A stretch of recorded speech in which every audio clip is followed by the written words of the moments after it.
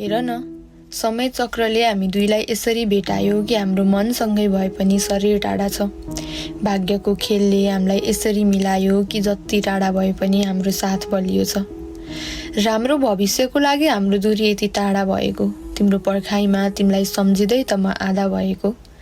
तिमी मेरो जीवनको सबैभन्दा चम्किलो रङ्ग हौ, अरूको लागि सामान्य भए पनि मेरो लागि सब थोक मेरो हर्ष र उमङ्ग हौ। तिम्रो हाँसेको तस्बिरले मात्रै मेरो दुःख भुलाइदिन्छ। तिमीसँग एकछिन फोनमै कुरा गर्दा पनि दिनभरिको थकान मेटाइदिन्छ।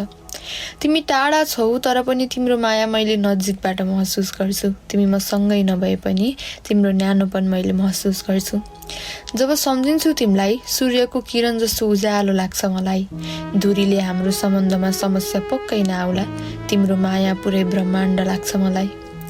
तिम्रो एक झलक पाउन आँखा यति आतुर छन्, तिमीलाई अङ्गालोमा समेट्न यी पाखुरा यति हतारमा छन्, तिम्रो स्पर्श महसुस गर्न यी हातहरू छटपटाइरहेका छन्। तिमीसँग बिताएको हरेक पलले मनमा कहिल्यै नमेटिने छाप छोडेको छ। दिन त जसो तसो